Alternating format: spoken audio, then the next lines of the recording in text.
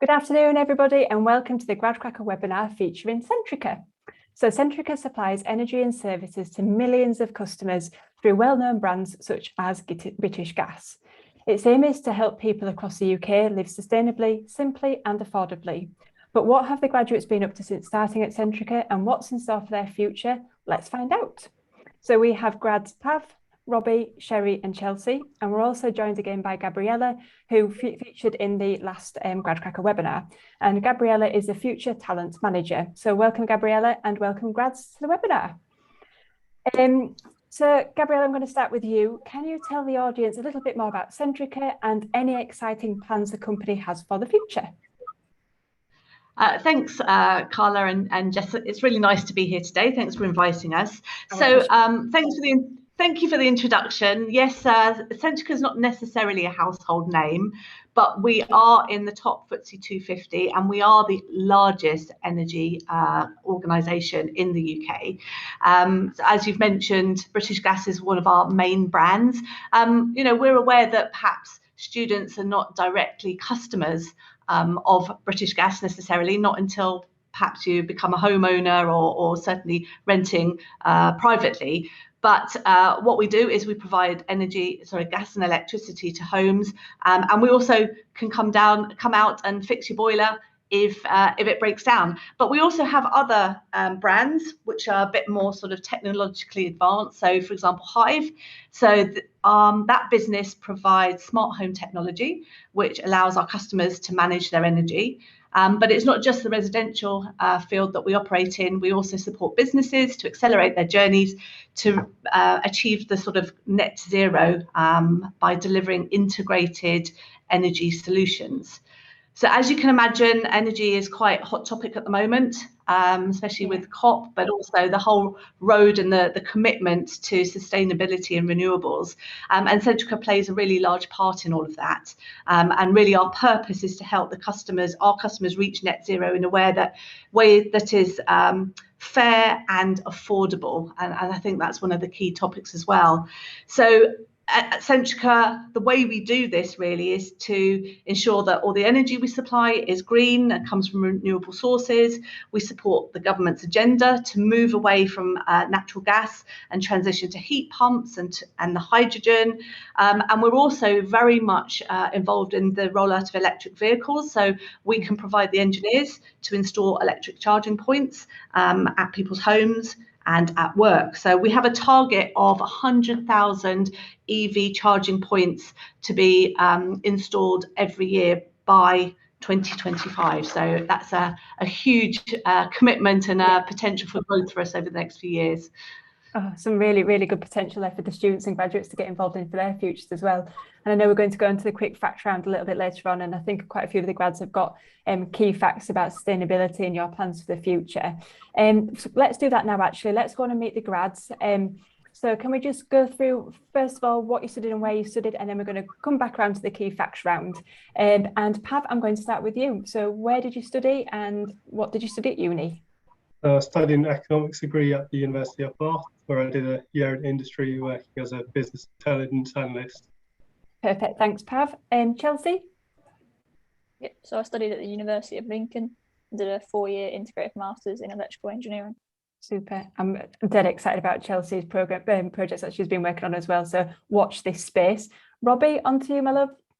Yeah, I studied economics and management at the University of Leeds, a 3-year course.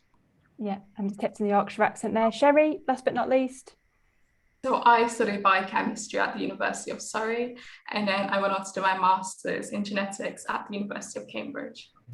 Genetics, I know so much about genetics now. We did a webinar last week and I know all sorts about genetics from a senior scientist there. Don't quiz me though, Sherry. Right, what we're going to do now is move on to the key facts round. So Gabriella, I'm going to start with you and your awesome key fact. Well, we were talking about this slightly earlier, but this is for the people that perhaps are not undergraduates, but one of our famous members of staff is John Tickle, who appeared in series 4 of Big Brother and then went on to have a career in television for Brainiacs. And he still works with our organisation in our digital services department. Me and Gabriella, just to put this into perspective, are the only ones who remember John Tickle. But I know that Mark Beach, who's our web development director at GradCracker, will definitely like that fact. So this one's for you, Marco. It's for you. Chelsea, on to you, your key fact. Yep, so from 2020, Centrica installed 17,700 electric vehicle charger points. Super. So numbers behind what Gabriella's just been talking about. Thank you very much, Chelsea. On to you, Robbie.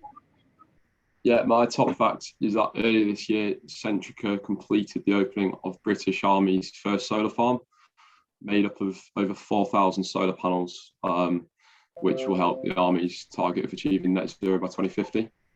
Where is this solar farm? Do you know? I know I'm putting you on the spot there because you're just reading Google now, aren't you? I am, yeah. It's opened up in front of me. Leconfield, if anybody knows what that is. Where's Leconfield? Or... I'm sure that's by us. Don't know. Geography's not good. Let's move on swiftly, Sherry. Quickly move on. Sean's probably sat there, our boss probably, come on, girls, you know this. Sherry, your key fact. Oh yes, so my interesting fact about Centrica is that we're actually currently on track to have a fully electric fleet by 2025, and with our electric vans we've actually saved about 360,000 litres of diesel, which is amazing. Yeah, that is really amazing, brilliant. Thank you, Sherry. And Pav? Yeah. So I've got a fun fact is that Centrica used to have its own credit card offering called the Goldfish in the late 1990s. Yeah. So I guess that was during a period when they were trying to diversify due to increasing gas supply regulation. Yeah. So it's a lot better than the names that we have now, credit cards. I wish we had stayed.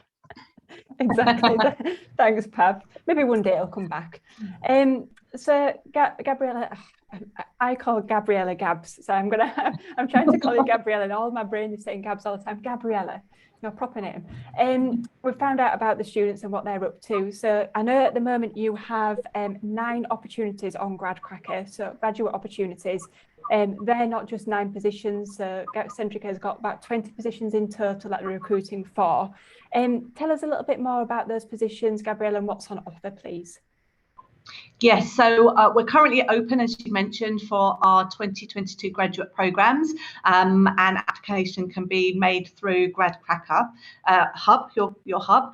But our programmes involve engineering, so we bring in 4 different disciplines, including sort of chemical, electrical, mechanical, and I think we've got 1 civil certainly coming up. Yeah, we do finance programmes, we have our digital technology programmes, our commercial and marketing, our commercial analyst, and also our business management, which is a bit more of a generalist type future leaders program. Now, STEM students can apply to any of these programs. The only program that has a requirement is our engineering programs, where you do need to have got a degree in the engineering discipline that you apply for. Yeah, thanks, Gabrielle. I thought you were going to move on and say something else. And so, yeah, you're right. The civil opportunity just went live today. Make sure people who are watching go and have a look at that. What I also want to speak about is what's on offer for the future, because I know it's really important, your pipelines for summer internships and year-long internships as well. So Centrica are opening their, we'll call them placements, but for both year, summer, on the 1st of December with a closing date of the 9th of Jan. But Gabrielle and I were talking a little bit before, get your applications in sooner rather than later. As soon as Centrica have received enough good quality applications for all of their opportunities, they will close them. So make sure you apply to the graduate opportunities today, and then make sure you follow Centrica on GradCracker to be alerted when they do open for their placements. Gabriella, you did mention something before about you would highly recommend the students did a placement with Centrica. Can you just go through a little bit more what the benefits are and why you'd suggest that? Yeah, absolutely. So our preferred route onto our graduate programs is through an internship. So, for example, we are live for graduate opportunities at the moment, but of the 54 open vacancies that we graduates that we're bringing in next year, we're only actually going out to market for about 2025 because the other vacancies have already been filled through our internship. So if you come and do a summer internship with us or a year in industry internship and it's successful and you do well and you like us, what we would do is at the end of that internship, talk to you about your aspirations, do a bit of an interview, and in the majority of cases, we make straight offers. So you can go back to do your final year at university already knowing that you've got an offer in the bag. Yeah, perfect. Thank you, Gabriella. And you mentioned that this year, I know Robbie asked this question in our prep session, but what's it looking like for your placement students? Is it all virtual, or are they going to be in a specific location? So our year in industry will come in and they will work in the same way as the rest of us in the organisation are doing, which at the moment is quite flexible. And it's really up to us to decide whether we want to be in the office, whether we want to be home-based or a mixture of the two. Sometimes there's a little bit of, requirement dependent on the role you're doing that you are in the office a bit more than others. But yeah, complete flexible approach to it. With our summer internships, we're running the programme from the 19th of June to the 20th of August this year. And what we're going to be doing is sort of topping and tailing it with bringing everyone together into the office. We'll put you up in accommodation for that first and the last week. And then during the middle weeks, because we will expect you to be coming in at some point, we would just provide accommodation as and when you're required to come into the office. So again, a hybrid approach, but you will have the opportunity to come in, meet all the others, and get to understand what the vibe's like in our offices and that sort of thing. Yeah, it's definitely worthwhile doing that. I think we're going to move on. I'm going to talk about timelines and things like that a little bit later on, Gabriella, because I'm just conscious that the grads have got so many exciting stories. So I'm going to come back to you, Gabriella, and then I'm going to hand over to you, Jessica. Yes, thank you so much. So, very interesting start. So, Pav, I'm going to come to you first, if that's okay. And if you could just, I know you've introduced yourself, but if you could just tell us a bit about your role and what you're kind of up to at the moment. Yeah, so I'm a finance grad and my current job title is called a Group Financial Accounting and Reporting Analyst. So it's a bit of a lengthy title, but in a nutshell, what it involves is overseeing the consolidation of the different financial accounts for all the different business areas within Centrica. Yep. And making sure that they comply with the financial reporting requirements. Okay. So I suppose that doesn't probably mean a lot to most people, but I think what I suppose most of you lot will relate to is the annual accounts and the half-year accounts. So, big companies tend to publish their annual reports at the end of the year. And within that, they've got the financial statements. So I guess I'm part of that team where we're part of the end-to-end process to really make it see it as it appears online. Right, okay. Another part of my role is process improvement. So any processes that are out there existing, try to identify where we can streamline them or automate them. Okay. Also create new processes. So the purpose is really just to increase the robustness of the data, make sure everything's working as it should be, and also just to free up time. Because why spend 5 hours to do one process when you could do it within 1 hour? Yeah. Exactly. Yeah, makes sense. And so in terms of where are you at having your kind of graduate journey? Are you on the program? What's that looking like? And tell me a bit about rotations and things you've experienced so far.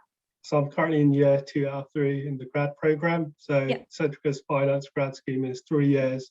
Each year is a different rotation.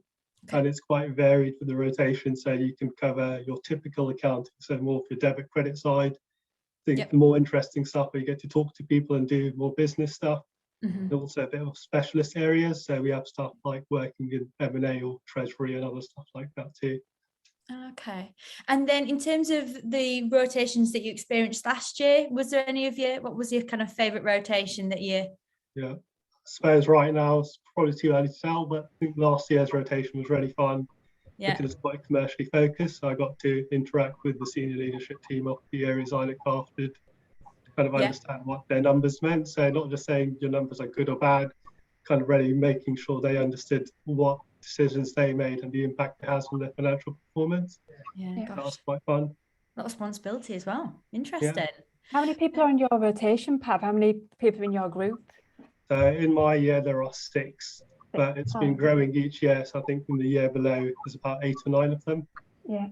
Oh, nice number then. So and do you all go follow your rotations round together, or would you go on a different rotation to somebody else? Yeah, so everyone has a different rotation, but it tends to be somewhat split. So 3 people do technical, 3 people do more of a commercial role, and then the year after it'll just flip around. Yeah, perfect. Thanks, Pav. Brilliant. Robbie, I'm going to come to you next. Same kind of question. If you could just tell us a bit about your role. Yeah, sure. So I'm on the commercial marketing grad scheme, and I would say there's quite a bit of emphasis on the commercial as well as marketing. So others in my year have done just core marketing roles, so to do with digital, search engine optimization and things like that.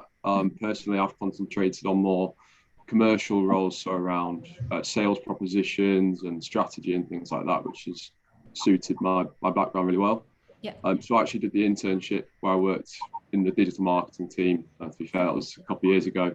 Yeah. And when I joined the grad scheme in October last year, we all did 3 months in the Hive contact centre, which basically gave us a great understanding of what the customer means to us.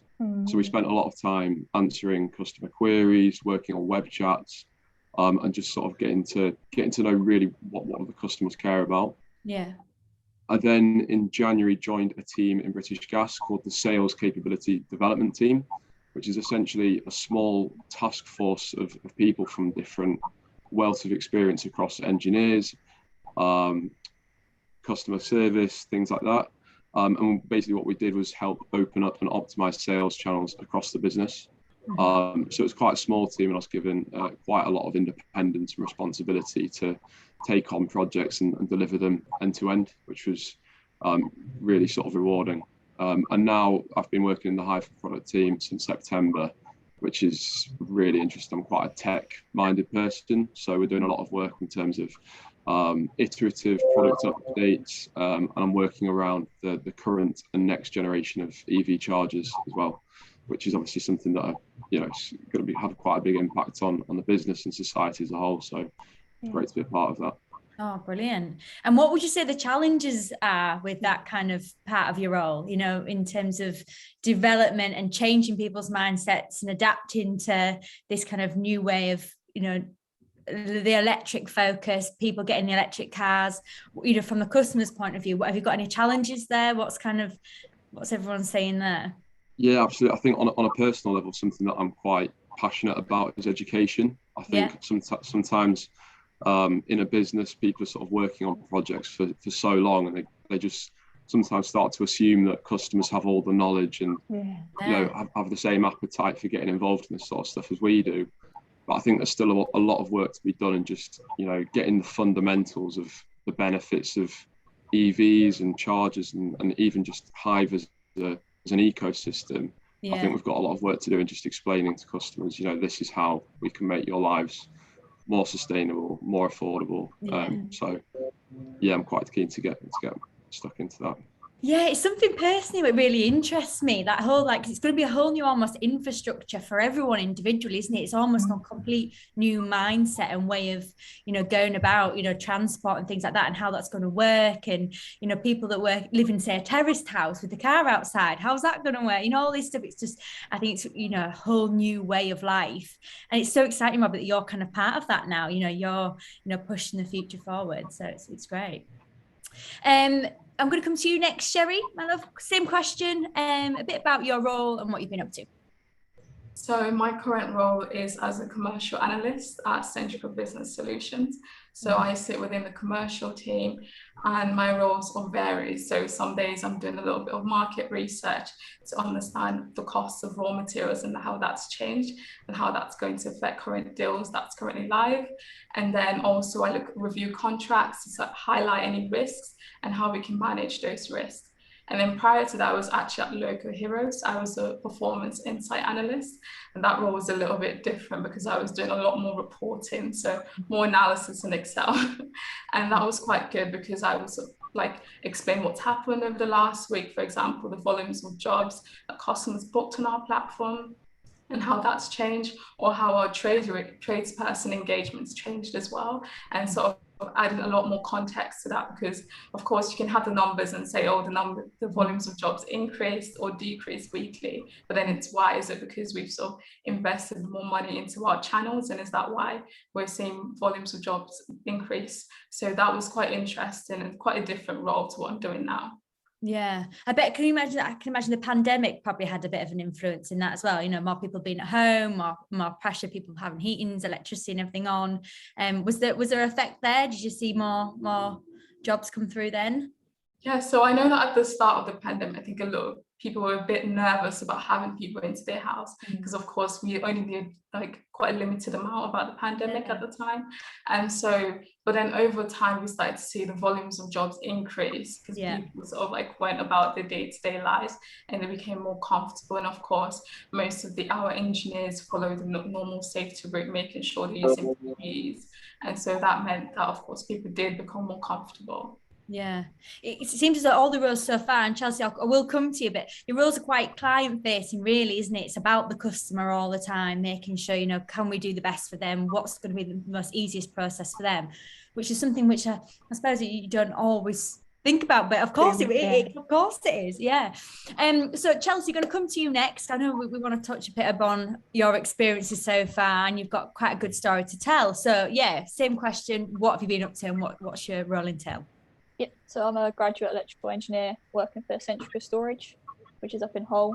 Centrica Storage is a place where we extract gas off the North Sea, comes into the terminal, which is on land, we process it and then export it out to the national grid.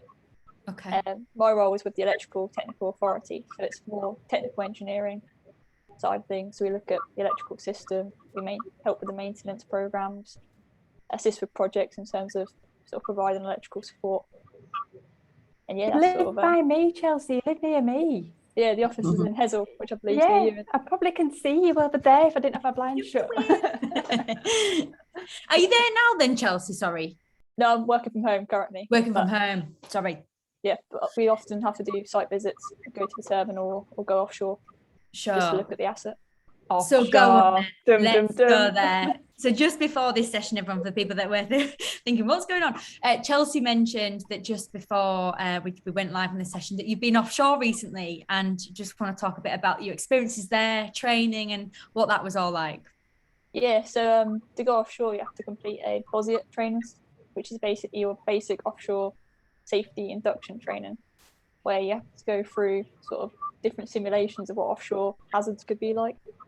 Right. So one of the big ones that a lot of people talk about is the helicopter dunking. So you put into this little metal container, slowly dunked into a swimming pool, and then you have to escape through the windows. And they sort of do different simulations. So one is like a controlled one is like a submerged upside down. Wow. And you have to pass it to be able to then be allowed to go offshore. I would say that before this, me and Jess just looked absolutely horrified, and Chelsea was like, but the water was warm. About 26 degrees, it's quite nice. It's basically a bath. Yeah, just basking. I think that'll be different so if it's a real life thing. Submerged in, say, the North Sea or wherever, something like that. And it's North Sea's pretty chilly. Yeah, you wouldn't want to. So tell us a bit about your experience actually offshore. So you got through your training, fantastic, and then tell us a bit about your experiences and what you were doing when you were actually offshore. Yeah, so I came off mainly to see the asset and sort of get a feel for offshore life. Yeah. And a lot of the sort of people out there do 2 weeks on, 3 weeks off. So they work quite intensely for the 2 weeks, doing sort of 12-hour shifts. You obviously have like dinners together. You work in your little teams. Yeah. It's quite a good community out there. Obviously, it's very different from office work where you shut your computer down at 5 o'clock and you go home. This is obviously 24 hours a day, people working, and just sort of was off there helping with a project, so looking at the electrical substation and just getting a feel for the equipment. Obviously, we do a lot of drawing work in the office, but it's nice to see the equipment in real life. Definitely. We went on a rig, didn't we, Jess, a couple of years ago? So the grad crack a lot. Went on the rig and they had to go through something similar to like all the medicals and everything else, and it just sounded absolutely amazing. So yeah, once in a lifetime opportunity. So in terms of you kind of experience there, what is it something which as part of your role, Chelsea, you're going to be doing a lot more in the future, or was that kind of just a one-off experience, like I said, just to see the asset, or will there be more chances in the future? Within Centrica storage, it's quite a regular thing. So obviously we look after just the 2 assets, onshore and offshore. So any sort of work or projects involved, you'd get the opportunity to go off again. Yeah. And again, putting everyone in a bit of a position, but in terms of the future of these assets, and you know, there might be some students here, you know, thinking about the oil and gas sector, and you know, the effects it does have. So for you and getting that experience, what do you see the future is going to be like for those kind of assets, and how do you think your role is going to fit within that? It could just be diversifying. So obviously there's a lot of talk of hydrogen in the news, something that Centrica's keen in getting involved with. Yeah. Obviously, where you currently extract gas, you've got the opportunity to pump hydrogen into the world and then store it. So when when wind or solar is low, you can export the hydrogen back out. It's green energy because it's being pumped in using renewables. Yeah. And it will all help towards the carbon free. Well, and I think that's a lot of people that people don't know that there is that, and you know, something which, you know, probably we all need to talk about more, because it's again a fantastic resource to have, and if we can do it in a renewable way, then absolutely, why not? Let's use it. I think times have changed a lot just from my point of view, and you'll be aware, Chelsea. So on the East Coast when I was growing up, it was all like oil rigs and everything else, and I moved back here from being here 20 years ago, and you look out to the East Coast now and it's all turbines, so all these like wind turbines out at sea, and like the demographic and the view is just completely different to what it was 20 years ago. And you do see things changing all the time. It's like Heselway, you'll be familiar with Chelsea, there's a massive Siemens factory, and they're producing all the wind turbines and everything else. So the way things are changing and progressing, it seems to be quite quickly that all this is taking place now, which is really, really exciting for graduates and students joining the industry.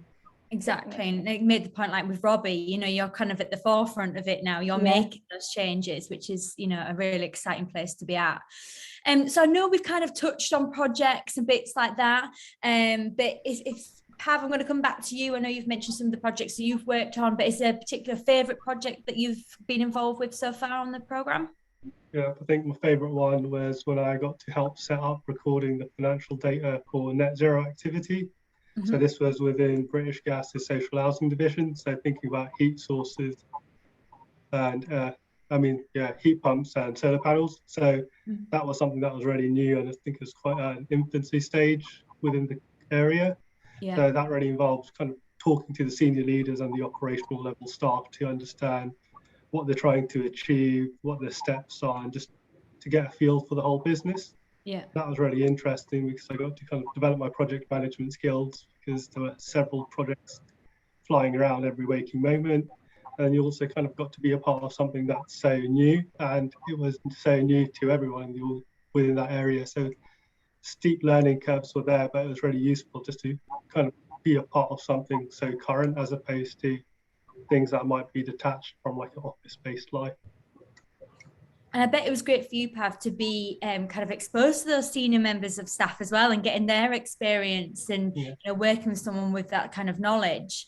And I keep saying to students, you know, it's about networking when you're in those positions. You know, pick up the phone, speak to those people, ask the questions. But to work with those people, I bet that was a really great experience for you. Robbie, I'm going to come to you next. I know you again mentioned some of the projects, but what would be your favourite one so far? I think in terms of one that I've seen sort of end to end to completion was in the last placement in sort of our small team, that one of the Hive teams came to us and said, we'd love some help in getting this subscription service deployed into the engineer channel. So essentially allowing the engineers to sell it to customers, which wasn't previously possible. And that was just a really, really interesting project, because they both had different requirements. So the engineers wanted a sort of very, very easy, I just want to be able to sell it. I don't really want to have to do like loads of extra work. Whereas the Hive team was saying, you know, we want a customer to know everything about it. We want like a proper sales journey, but sort of being able to bridge the gap and meet the two in the middle. So it worked both ways. So engineers are selling boilers at thousands of pounds a time. You know, do they really want to be spending half an hour talking about a £3.99 a month subscription service? It's like probably not. Yeah. But that was like months of hard work of sort of ironing out the end-to-end journey. So what it's going to look like for the engineer in their sales tool, And then eventually we got to a point where I presented the presentation to sort of all the engineer team leaders, which is quite daunting. I think there was about 100 in the call. But as it turns out, it's now a really, really successful offer, and it's doing really well. So I think that's sort of one of the highlights for me. Just thinking from Robbie, a lot of our audience will be thinking about doing presentations. They might be in the final year, or they might be part of the application process, might be doing a presentation as well. You mentioned that it was a bit daunting. So what hints and tips would you give a student in maybe preparing to do a presentation and then actually doing the presentation? What help could you give them? Yeah, to be fair, when I started my first proper role in January, I found it really, really difficult. I struggled to get through like my first sentence without sort of breaking down into just a pit of nerves and shaky voice, and it was really obvious, and it was pretty horrible. But it's something that I spoke to my line manager about and just said, this is something that I need to improve. And the only thing I'd say is just practice, practice, practice. Know what you're going to be talking about before you do it. But then just say yes to every single opportunity that you get to present. So sort of one of the reasons I'm here today is because I'm still trying to develop it and still trying to get better. So yeah, just like if you need to improve it, be open with that and just sort of embrace it is what I'd say. Well, you're doing a grand job, Robbie. Wow. Yeah, that's. I was going to ask you a question then, but I wanted to give you a compliment. What was I going to say? Can't remember. It's escaped me. But yeah, no, it's a good point though. It's okay, to say, especially the students that are listening, you're going to have multiple rounds now of like the application processes coming up, whether it be a video interview or you've got to do a presentation for, the assessment centre, whatever it may be, the next step. So practice. I keep saying to students, practice, practice, practice. It feels really weird, doesn't it, to be doing presentations virtually, and it's totally different doing them face to face as it is virtually. So practice in each environment as well, because virtually you're lucky enough to be able to have your questions or some notes up. But if you are just stood there in front of everyone and you've got to say everything in a lovely consistent way, it can be completely different in a way that we don't do, Jess. That's what I was going to say. We'll get the Gabriella's with me for years. She's like, no, Carla's just not consistent whatsoever. I was going to say, Robbie, it helps as well if you have like a genuine passion and love for your project as well, doesn't it? Because it just slips off the tongue. And I think because you've got experience from like the customer facing side of Hive and then doing your projects, you know it all, you've seen it all the way through, you've got all these the knowledge from the people who you've been speaking to, and I think that definitely helps. And empathy as well for your audience. I guess you've got that as well, Robbie, now that you need to make sure you can see what their problem is, understand their problem, and give them a solution, and that's great for everyone to have. The empathy is a very good skill to have. Okay, come to you, Sherry. Projects. Again, I know we've spoke about them, but your favourite one? Yeah, so my favorite one's actually the one I'm working on at the moment. Okay. So I sort of like started off with a lot less responsibility, where I had to read like this 1,000-page contract to try to find out how much we could spend on varying an existing contract. And once I did that, this like gave me a lot more responsibilities. So at the moment, I'm almost like driving the project along, meeting with like some engineers to find out what the scope is going to be, if we're going to increase or decrease the scope based on the budget. Also almost acting like a manager in terms of like putting in place like a timeline, making sure everyone's actions are up to date, sending it and updating the program so that everyone's aware of what stage we're working on. So that's been really good exposure for me as well, especially in the business. Okay. I feel like I've learned so much and developed through that experience. Yeah. How do you know how to analyze a contract then? Is that it's training that you've just been sat down and given? How do you know what to look for? I guess it comes with experience. I think that was one of the first questions I asked when I started this team, which was like, what are the key things I'm supposed to be looking out for? And you start hearing words like risks and liabilities. And then eventually you spend a lot of time Googling, but also having a lot of face time with my line manager, just saying, I don't really understand what this words mean. Can you like explain a bit more? And I guess with the more contracts I started to read, the more similar it became. Then I could just flag a few things that I know that, last time we flagged this as an issue. This is probably an issue as well. So do you, just talking about then, Sherry, you mentioned your line manager and everything else, do you have a mentor there then? Have you got somebody who you can, if you don't necessarily want to go to your line manager, you've got like a buddy that you can go and speak to if you do have any questions? Yes, we do. So on the graduate scheme, you're assigned both a buddy and a mentor. So the buddy is someone else who's about a year, who's been in the business a little bit longer than you and was likely also on the graduate scheme. So they have a little bit of experience of exactly what it's like being a grad at Centrica. And that's someone who I sort of like spoke to about the questions I had about my role and how much training I should be doing. And I was sort of asked about, am I progressing at the right stage? And they would normally advise me on things like that. And then also I had a mentor in place, which is someone who's much older than I am and has more experience in the business. And I also had sort of questions, especially during my second placement, about what I wanted to do next and not being sure about that. And they sort of gave me so much advice that was very useful and sort of like the kind of things I should be asking myself about what I want to get out of a role. And so I found that was really beneficial for deciding what my second placement was going to be. That's a good actually had. I'm taking over your bit, Jess, but I've just got one more question and I'll shut up. I don't know who this would go out to. I don't know if it'd be Gabriella or one of you grads. So I did a presentation the other day at one of our universities, and one of the questions at the end from a student was the fact that, similar to you, Robbie, they like educating people, they like to help people and everything else. And they wanted to know when they did start at an employer and become a graduate, and then moving forward, they might want to be a mentor. So Gabriella, how do these grads now think in a couple of years' time, how do they become a mentor? Do they put their names forward, or how does that work? Yeah, actually, so each one of our graduate programs has a talent board made up of leaders within the business, but also a lot of sort of ex-grads or alumni grads. So once you complete the program, a lot of them want to continue being involved in the graduate program. So we'll sit on the talent board, and it's a talent board that would normally act as mentors for the grads joining the program. So we see an awful lot of people. They, do a summer internship, they then come back as a graduate, and then when they finish the graduate program, they stay involved by getting involved with our talent boards. Cool, thank you. I'm going to ask you more than that a bit later on, Gabrielle, but I don't want to stop the flow of things about projects. So do you want to carry on just to do projects? And I'll come back to Gabrielle about that. Absolutely. Chelsea, coming to you next. We've obviously talked about some of your amazing experiences so far, but favourite project for you that you've worked on? My favourite one is what I'm currently on. So they're doing an offshore power generation one.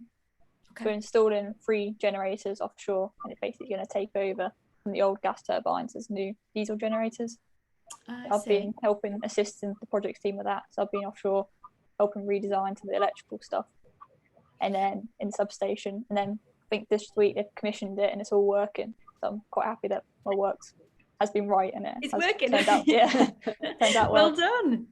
So you did mention there, sorry, so it is literally from design, putting, say, a CAD drawing or something like that together, all the way through to physically getting it out off. It was the projects went through a third contractor, third party. They've done all the design and stuff. As it comes to commissioning, there's been a few sort of discrepancies and a few different designs not working. So we've stepped in to help sort of get it over the line. Yeah. So that's where you would then get the design or whatever and see, right, actually we need to have it like this or like this, and then they would go and do it. They'd come back to you, and then I see. Interesting. And also in terms of you said that it's working, it's in place. Is that physically on the asset now, or when's that happening? I'm not sure the exact dates, but they're up to commissioning. It's sort of working, and then at some point they'll do the official changeover day, and they'll go on to the new power system. Well, big pat on the back. Well done. It's a nice thing to have experienced, I guess, so early on in the program. So well done. Next, we're going to talk about learning and development, I believe. Or do you want to go? Yeah, I'm going to go back to Gabriella because I do think the talent board will be quite interesting from the viewer's point of view. So, Gabriella, tell us a little bit more about the talent board. What can the graduates get involved in? Go for it. So yeah, we rely quite heavily on the graduate community to help support a lot of our activity. I am sort of the one and only person that sits centrally who's employed literally to look after these programs. So I work with the talent boards around the business who look after each of the streams. So the sort of things that we will encourage grads to get involved with from day one is things such as becoming a buddy for future intakes, to supporting activities such as this, come and talking to people about their experience, so the attraction side of things. When we move into the assessment centres, we get graduates to facilitate the assessment centres. So they really play quite a large part, especially as we're doing it virtually. So we will have a minimum of 2 graduates running the assessment centre. So one will be there, you know, checking that everyone's all in the right breakout rooms, and the other person will be there setting up the exercises for the candidates and answering all their questions. And then once we've made offers, we ask our grads to sort of help with the onboarding. We have a group of them that do some of our social media to promote all the stuff that we do.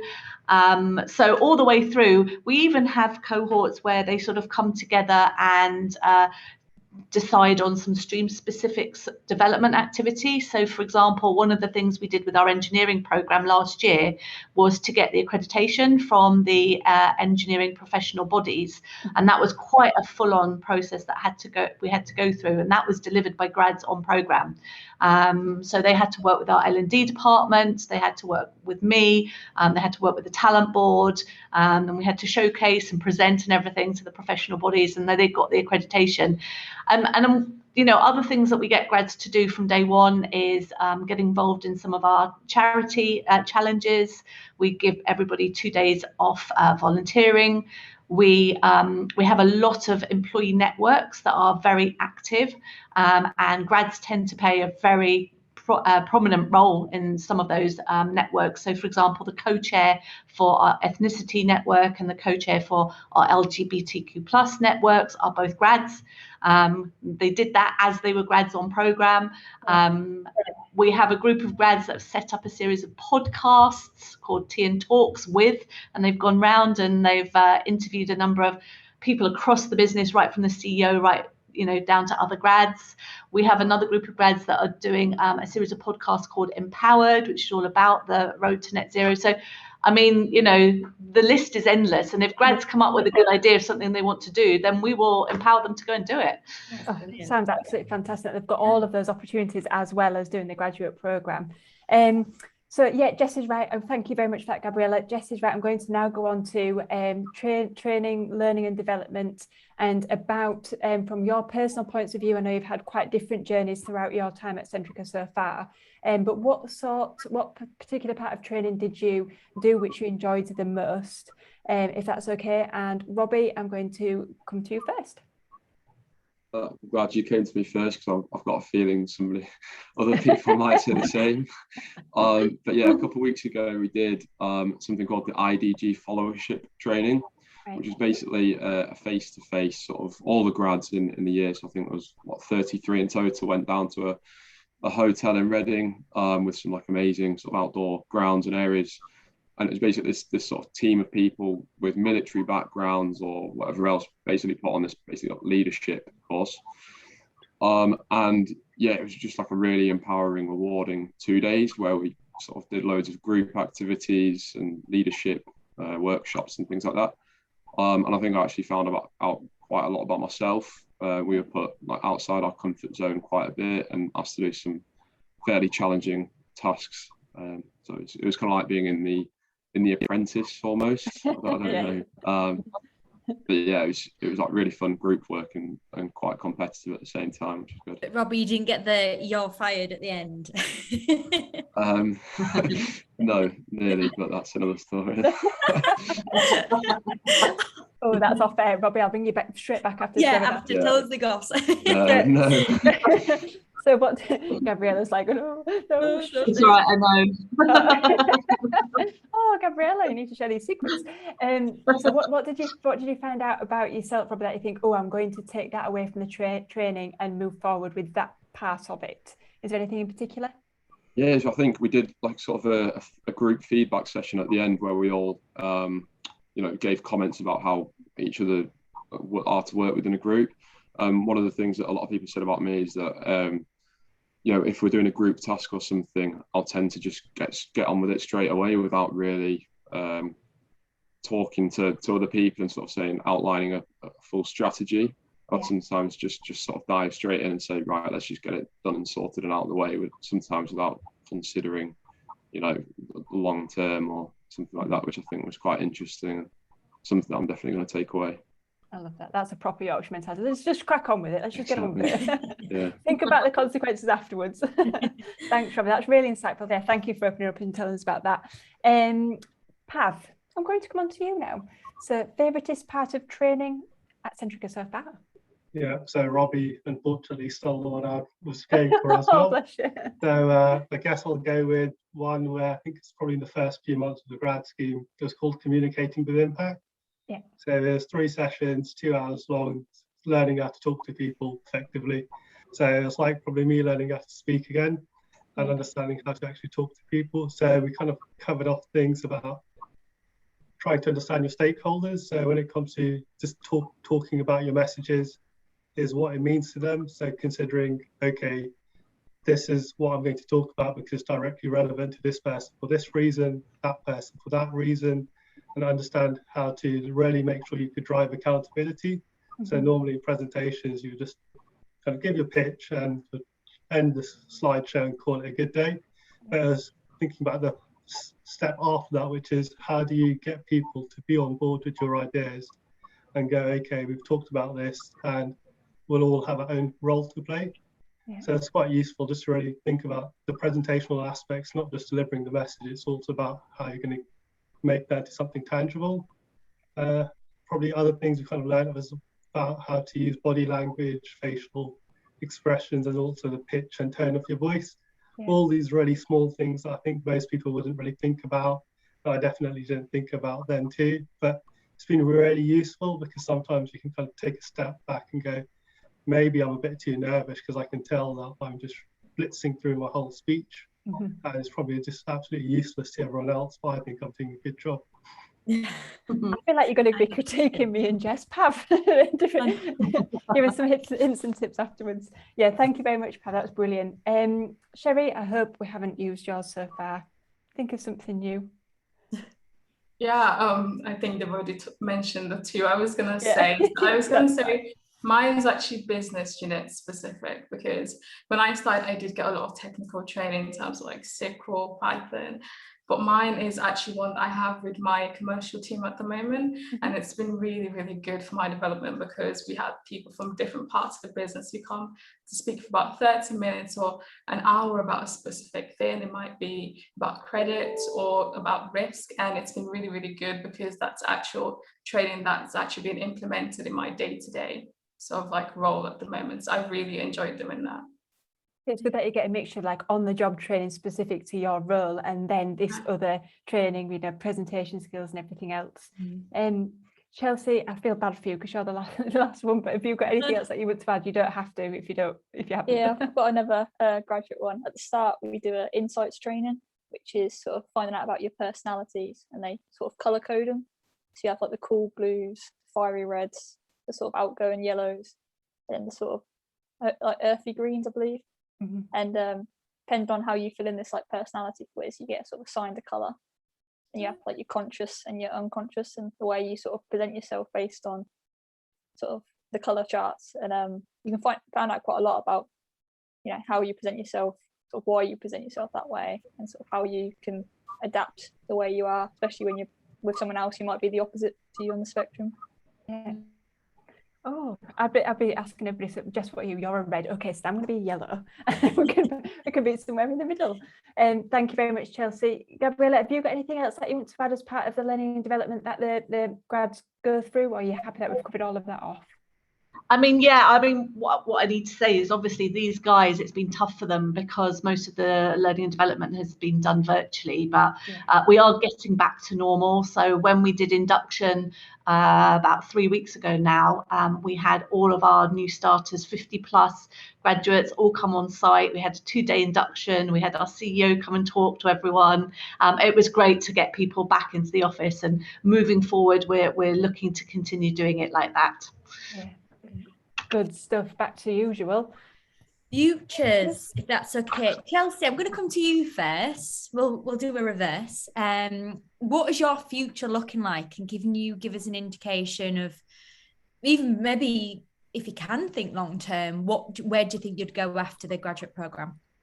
Yeah, so for short term, I'm only on my 2nd year, so I've got decisions on my 3rd year placement. Obviously, you can change business units, so I could get different types of engineering, whether it's design, projects. And then long term is to roll off the scheme, hopefully after next year, into one of the business units. And there's plenty to choose from, whether it's CBS, CSL, one of the new Centrica energy assets. And then, sort of go from there and develop into a chartered engineer in a few years' time. Brilliant. Sounds like a perfect career. Well done. Sherry, come to you next. I would say so short term is, of course, to do my 3rd placement. And then long term, I'm really hoping to get a little bit more experience on the product side, learn a little bit about our propositions. And I think the good thing about Centrica is that there's so many opportunities available in different business areas. And I think that, I mean, I've even spoken to people who sort of started off as a marketing grad and then got some insight experience. And I think that's been really good. So I think long term, I would like to try to get a bit more experience in the different business areas, and then hopefully maybe a commercial manager a few years from now. So that would be good. Yeah. Brilliant. Well, good luck. Fingers crossed. Robbie?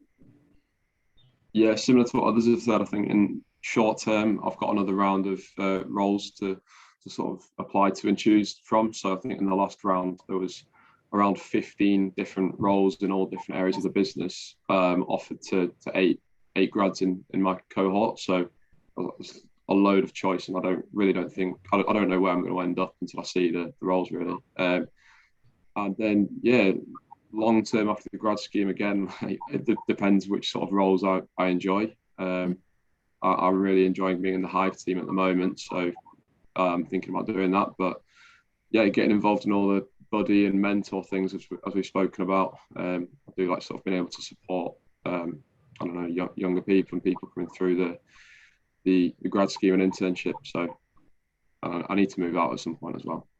So. No, because then you have to pay bills. I know, Don't do it. Brown envelopes, we don't like them. Pav, coming to you.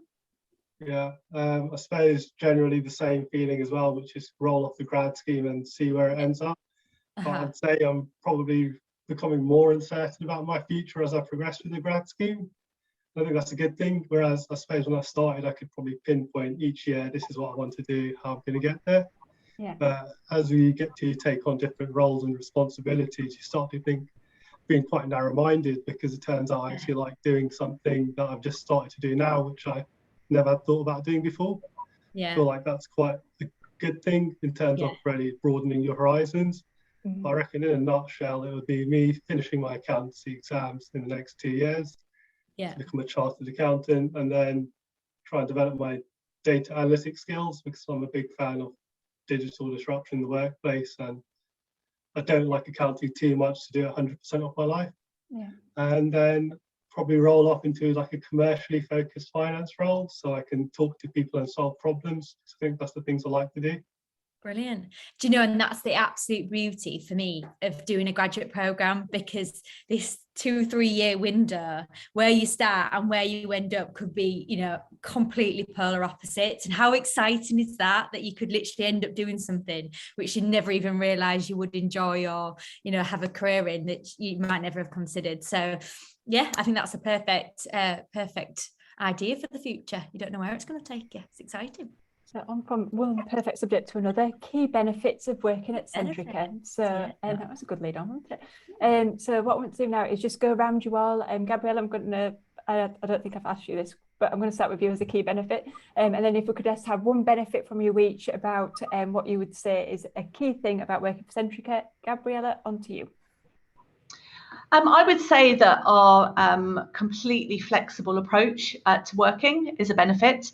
So our offices are open and people can go into them if they want, and they can go into them full time if they want. But also, if you want to work from home full time, you can as well. Now, in the main, graduates really benefit from coming into the office, and I know a number of them will sort of agree all to come in on the same day. So you have the network to get to know and meet people, but it just does allow for everyone's personal circumstances to sort of pretty much choose when and where you want to come in. Yeah. So yeah, flexible benefit is a good one. Flexibility. Thanks, Gabriella. Chelsea? I think the key benefit, especially with the grad scheme, is the different placement opportunities you get. The fact you can change gives you you can dabble in every sort of type of business first before you want to actually settle down into one particular stream. Absolutely. And proof in the pudding is Pav. I hope that wasn't yours, Pav, because I think your heart just sank a little bit, so I'm going to leave you to last. Thanks, Chelsea. Robbie, what would you say your key benefit was? Yeah, but what's already been mentioned, but also just sort of the investment in development that we've talked about. But that's like coupled with the personal support you get from your teams and line managers from the first day, really, that makes you feel like incredibly welcome and that you can add value from the first day. But also there's no like overriding or overwhelming expectation that you must deliver X, because at the end of the day, like, you are just a young grad, and I think that they do sort of let you make mistakes along the way, and yeah, it's a really sort of welcoming place to work in that respect. And working for such a forward-thinking employer as well, we've heard about all the stories about moving forward and into new energies and things like that. I bet that's something that you're really all proud of being part of. Thank you, Robbie. Sherry, your benefit, what would you say? I would say it's the fact that you're working with people who genuinely care about the business and care about the customers and care about making a difference. And I think that's one of the things that I know, because like after speaking to so many people, you can actually see the passion in their roles and actually enjoying what they're doing. So I think that's why I would recommend people should come and work at Centrica. I know it's care is one of our values, but you genuinely do see it day to day, and I think that that's really important. Yeah, I know I've definitely seen that enthusiasm, Sherry, from both webinars, from you guys here and Gabriella and the grads on the last webinar, and also from my contacts, so Carla and Jill and Kate, a big shout out to you as well, because the passion is definitely there. I mean, they absolutely love working at Centrica, and Jill back in the day used to work at British Gas, so she's been there 20 odd years now, I think, and the enthusiasm definitely 100% shows through. So thank you for that one, Sherry. And Pav? Yeah, so a similar theme is, I'd probably say, is the people and the culture that the company's fostered. Yeah. So everyone's extremely friendly and supportive. So if you ever need help, you can ask to do so. I think it's quite hard, especially in the early stages of a career, you find it difficult to ask for help. But the fact that it's so easy to ask for help is just a great thing to have, because you're quite comfortable in just, I suppose, making sure you know what's going on and you don't really screw up too bad. Yeah. Outside of that, I'd say it's just, it's really useful because you don't need to be 100% professional. As you can tell, I'm not the most professional person in life, but you can actually just bring your 100% of your true self to work. And that's something that's embraced and you can actually see in the workplace. Mm-hmm. So it's just a great place to work because it's fun. I mean, if we're going to be working till we're probably 70 or 80, I don't think you should be doing it for a paycheck. You should probably be doing it for something a bit more than that. And I think that's something that Centrica offers. Yeah. I hope I'm not going to be working till I'm 80, Pav. You're younger than me. I don't want to be. Gabriella's not a chance. I am not working till I'm 80. I mean, the retirement age is heading that way anyway. It is. Maybe for you, love, not for me. I'm off. So we've hopefully inspired all of the audience watching this webinar today. So Gabriella, the recruitment process, the assessment centre process, just briefly outline what that looks like this year, please. Yeah, it's not too dissimilar from a lot of other employers. You apply online, you submit a CV, you undertake some online tests. The next step would be a video interview. It's not live like this, it's one that you record, so you have time to prepare an answer for the questions, and it's mainly about why energy, why Centrica, and why the particular programme you've chosen. And then if you're successful there, it is a virtual assessment centre which will last for about half a day, where you undertake some general activities. Perfect. Thank you very much, Gabriella. So we'll have inspired you. Get your applications in. Remember what Gabriella said at the beginning of the webinar. Do not leave it to the last minute. Centrica is open to their graduate positions as we speak, so make sure you go to their hub today, find out more and apply to their positions. Just a few of the key dates. Don't forget that we said the summer and year-long placements internships are opening on the 1st of December with a closing date of the 9th of January, but do not leave it. They will close out as soon as they've received enough good quality applications. Centrica, you've been brilliant. Thank you very much, everybody, for joining us today. It's been an absolute pleasure meeting you all. Don't forget that next week, same place, same time, me and Jessica are joined by Newton. So they offer advice to the toughest businesses and public sector challenges every single day. So join me and Jess next week. Centrica bite-sized chunks will be on their hub early next week, and also the webinar will be, the recorded webinar, this one will be live on the Centrica hub tomorrow. So make sure you go and have a look at that as well. So thank you very much, everybody, for joining us. Good luck for all your futures, and we'll hopefully speak to you soon. Thanks, everyone. Bye-bye. Bye. Bye.